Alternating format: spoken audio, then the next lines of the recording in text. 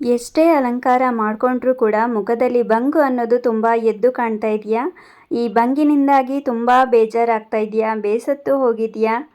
So ಇನ್ಮೇಲೆ ಚಿಂತೆ ಮಾಡಬೇಡಿ. ನಾನು ಹೇಳೋವಂಥ ರೆಮಿಡಿನ ನೀವು 1 ರಿಂದ 2 ವಾರಗಳವರೆಗೆ ಯೂಸ್ ಮಾಡ್ತಾ ಬನ್ನಿ. ನಿಮಗೆ ಗೊತ್ತಾಗುತ್ತೆ ರಿಸಲ್ಟ್ ತುಂಬಾ ವರ್ಕ್ ಆಗುತ್ತೆ ಎಫೆಕ್ಟಿವ್ ಆಗಿ. ಸೊ ಈ ಒಂದು ರೆಮಿಡಿಯನ್ನು ಯಾವ ರೀತಿ ಮಾಡೋದು, ಏನೇನೆಲ್ಲ ವಸ್ತುಗಳನ್ನು ಹಾಕೋದು ಅನ್ನೋದನ್ನು ಡೀಟೇಲ್ ಆಗಿ ತಿಳಿಸ್ತಾ ಹೋಗ್ತೀನಿ. ಸೊ ಬನ್ನಿ ಸ್ಟಾರ್ಟ್ ಮಾಡೋಣ. ವೆಲ್ಕಮ್ ಬ್ಯಾಕ್ ಟು ನಿಮ್ಮ ಸಖಿ ವ್ಲಾಗ್ಸ್. ಮೊದಲಿಗೆ ನಾನಿಲ್ಲಿ ಚೆನ್ನಾಗಿ ವಾಶ್ ಮಾಡಿರುವಂಥ ಒಂದು ಪೊಟ್ಯಾಟೊನ ತೊಗೊಂಡು ಅದನ್ನು ಪೀಲ್ ಮಾಡ್ತಾ ಇದ್ದೀನಿ. ನೀಟಾಗಿ ಪೀಲ್ ಮಾಡಿಕೊಂಡು ನಾವು ಇದರ ಸ್ಟಾರ್ಚನ್ನು ತೆಗಿಬೇಕಾಗುತ್ತೆ. ಸೊ ಹಾಗಾಗಿ ಸ್ಟಾರ್ಚನ್ನು ತೆಗಿಬೇಕು ಅಂದರೆ ನಾನು ಇದನ್ನು ಗ್ರೈಂಡ್ ಮಾಡಿಕೊಳ್ಳುವ ಬದಲು ಇಲ್ಲಿ ತುರಿತಾ ಇದ್ದೀನಿ. ಜಸ್ಟ್ ಒಂದೇ ಒಂದು ಸ್ಪೂನಷ್ಟು ನಮಗೆ ಇದರ ಸ್ಟಾರ್ಚ್ ಬೇಕಾಗುತ್ತೆ. ಹಾಗಾಗಿ ಗ್ರೈಂಡ್ ಮಾಡೋದೆಲ್ಲ ಏನು ಬೇಡ ಅಂಥೇಳಿ ಜಸ್ಟ್ ನಾನು ಇದನ್ನು ತುರ್ಕೊಂಡು ಅದಾದಮೇಲೆ ಇದರ ಸ್ಟಾರ್ಚನ್ನು ತೆಕ್ಕೊಳ್ತೀನಿ. ಅಡುಗೆಗೆಲ್ಲ ಯೂಸ್ ಮಾಡ್ತಾ ಇರ್ತೀವಿ ನಾವು. ಅಂಥ ಒಂದು ಕಪ್ಪು ಕಲೆ ಇರ್ಬೋದು, ಬಂಗು ಇರ್ಬೋದು, ಇದನ್ನೆಲ್ಲ ಬುಡ ಸಮೇತ ತೆಗೆದು ಹಾಕುವಂಥ ಒಂದು ಅದ್ಭುತ ಶಕ್ತಿ ಈ ಒಂದು ಪೊಟ್ಯಾಟೊನಲ್ಲಿ ಇದೆ ಸ್ನೇಹಿತರೆ.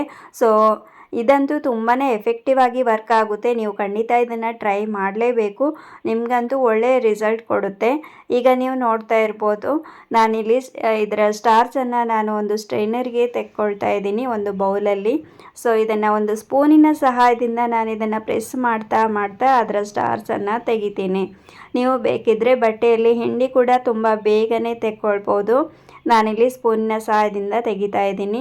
ತುಂಬ ಈಸಿಯಾಗಿ ತುಂಬ ಬೇಗ ಇದರ ಸ್ಟಾರ್ಚ್ ಕಲೆಕ್ಟ್ ಮಾಡ್ಬೋದು ನಾವು. ದುಬಾರಿ ಬೆಲೆಗಳಿರುವಂಥ ಕ್ರೀಮ್ಗಳನ್ನು ಯೂಸ್ ಮಾಡೋ ಬದಲು ಈ ರೀತಿ ಮನೆಯಲ್ಲೇ ಇರುವಂಥ ನ್ಯಾಚುರಲ್ ಇಂಗ್ರೀಡಿಯೆಂಟನ್ನು ಯೂಸ್ ಮಾಡಿ ಹೋಮ್ ರೆಮಿಡಿಯನ್ನು ಯೂಸ್ ಮಾಡಿದರೆ ನಮಗೆ ಹಣನೂ ಸೇವ್ ಆಗುತ್ತೆ, ಜೊತೆಗೆ ನಮ್ಮ ಬ್ಯೂಟಿ ಕೂಡ ಹೆಚ್ಚುತ್ತೆ. ಈ ಬಂಗು ಅನ್ನೋದನ್ನು ನಾವು ಬುಡದಿಂದಲೇ ಕಿತ್ತಾಕ್ಬೋದು.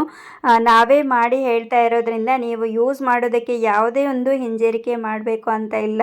ಖಂಡಿತ ಯೂಸ್ ಮಾಡ್ಬೋದು. ಇದರಲ್ಲಿ ಯಾವುದೇ ಒಂದು ಸೈಡ್ ಎಫೆಕ್ಟ್ ನಿಮಗೆ ಬರೋದಿಲ್ಲ.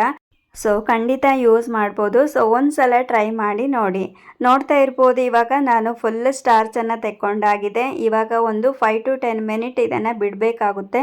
ಸೊ ಬಿಟ್ಟಾಗ ನಮಗೆ ಕೆಳಗಡೆ ಸ್ಟಾರ್ಚ್ ವೈಟ್ ಕಲರ್ ಇದ್ದು ಕಲೆಕ್ಟ್ ಆಗಿರುತ್ತೆ. ನೋಡ್ತಾ ಇರ್ಬೋದು ಮೇಲ್ಗಡೆ ಒಂದು ಬ್ಲ್ಯಾಕ್ ಕಲರ್ ಬ್ರೌನಿಷ್ ಕಲರಲ್ಲಿ ನೀರು ಕಲೆಕ್ಟ್ ಆಗಿದೆ. ಅದನ್ನು ಸಪ್ರೇಟ್ ಮಾಡ್ತೀನಿ ನಾನು. ನಮಗೆ ಸ್ಟಾರ್ಚ್ ಮಾತ್ರನೇ ಬೇಕಾಗಿರೋದು ಈ ಒಂದು ಕ್ರೀಮ್ ಮಾಡೋದಕ್ಕೆ.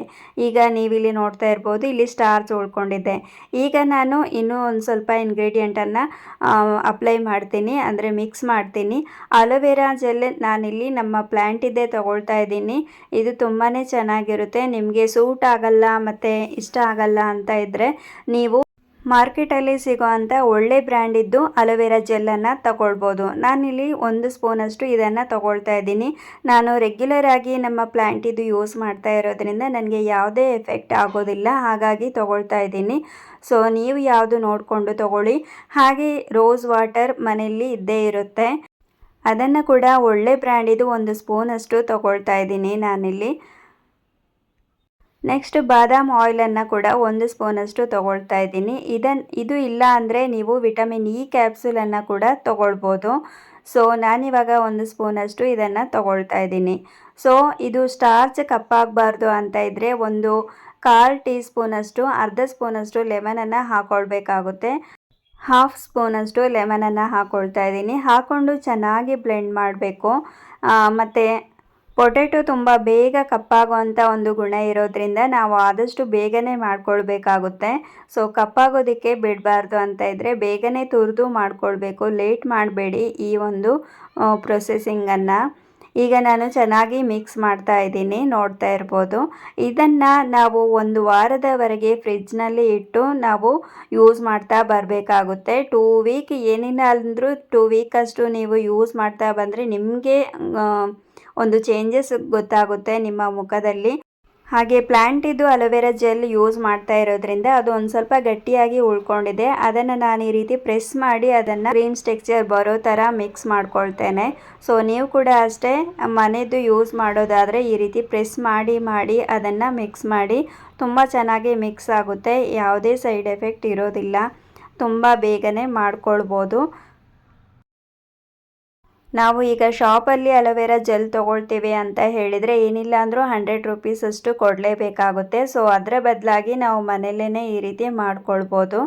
ನೋಡ್ತಾ ಇರ್ಬೋದು ಎಲ್ಲೆಲ್ಲಿ ನಿಮಗೆ ಸ್ವಲ್ಪ ಗಟ್ಟಿಯಾಗಿ ಸಿಗ್ತಾ ಇದೆ ಅದನ್ನು ಸ್ಪೂನಿನ ಸಹಾಯದಿಂದ ತೆಕ್ಕೊಂಡು ಅದನ್ನು ಪ್ರೆಸ್ ಮಾಡಿದರೆ ಸಾಕು, ಅದು ತೆಳುವಾಗುತ್ತೆ.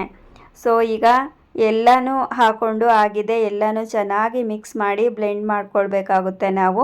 ಇದು ಸ್ಟೋರ್ ಮಾಡೋದಕ್ಕೆ ನಾನು ಯಾವುದೇ ಒಂದು ಏರ್ಟೈಟ್ ಕಂಟೈನರ್ ಯಾವುದಿದೆ ಮನೆಯಲ್ಲಿ ಮೇಕಪ್ಪನ್ನು ಯೂಸ್ ಮಾಡಿರೋದು, ಮೇಕಪ್ ಖಾಲಿ ಆಗಿರೋದು ಅಂಥದ್ದನ್ನು ತೊಗೊಂಡು ಸ್ಟೋರ್ ಮಾಡಿ ಇಡ್ತಾ ಇದ್ದೀನಿ ಫ್ರಿಜ್ನಲ್ಲಿ. 1 ವಾರದ ನಂತರ ಮತ್ತೆ ನೀವು ಇದನ್ನು ಈ ರೀತಿ ಪ್ರಿಪೇರ್ ಮಾಡಿಕೊಂಡು ಫ್ರಿಜ್ನಲ್ಲಿ ಇಟ್ಟು ಯೂಸ್ ಮಾಡ್ಕೊಳ್ಬೇಕಾಗುತ್ತೆ. ಯಾಕಂದರೆ 1 ವಾರದ ನಂತರ ಇದರ ಫ್ರೆಶ್ನೆಸ್ ಕಳ್ಕೊಳ್ಳುತ್ತೆ. ಹಾಗಾಗಿ 1 ವಾರದವರೆಗೂ ಫ್ರೆಶ್ ಆಗಿರುತ್ತೆ. ಅಲ್ಲಿ ತನಕ ನೀವು ಯಾವ ರೀತಿ ಯೂಸ್ ಮಾಡೋದು ಅಂತ ಹೇಳಿದರೆ ಡೈಲಿ ನೈಟ್ ಮಲಗೋದಕ್ಕಿಂತ ಮುಂಚೆ ಚೆನ್ನಾಗಿ ಫೇಸ್ ವಾಶನ್ನು ಮಾಡಿಕೊಂಡು ಚೆನ್ನಾಗಿ ಒರೆಸ್ಕೊಂಡು ಅದಾದಮೇಲೆ ಇದನ್ನು ಅಪ್ಲೈ ಮಾಡಿ. ಚೆನ್ನಾಗಿ ಸರ್ಕ್ಯುಲರ್ ಮೋಷನಲ್ಲಿ ನೀವು ಮಸಾಜ್ ಮಾಡಬೇಕಾಗುತ್ತೆ. ಮೈಲ್ಡಾಗಿ ತುಂಬ ರಫಾಗಿ ಮಾಡೋದು ಬೇಡ. ಚೆನ್ನಾಗಿ ಮಸಾಜ್ ಮಾಡಿ ನೈಟ್ ಫುಲ್ ಹಾಗೆ ಬಿಡಿ. ಬೆಳಗ್ಗೆ ವಾಶ್ ಮಾಡಿ, ತುಂಬ ಒಳ್ಳೆ ರಿಸಲ್ಟ್ ಸಿಗುತ್ತೆ, ನಿಮಗೆ ಗೊತ್ತಾಗುತ್ತೆ ಚೇಂಜಸ್ಸು. ಸೊ ನಾನಿವಾಗ ಇದನ್ನು ಫ್ರಿಜ್ನಲ್ಲಿ ಇಡ್ತಾ ಇದ್ದೀನಿ. ನೋಡ್ತಾ ಇರ್ಬೋದು ಇಲ್ಲಿ ಕಾಣ್ತಾ ಇದೆ ಅಂತೇಳಿ ಕ್ರೀಮ್ ಯಾವ ರೀತಿ ಸ್ಟ್ರಕ್ಚರ್ ಬಂದಿದೆ ಅಂತ ನೋಡ್ಬೋದು.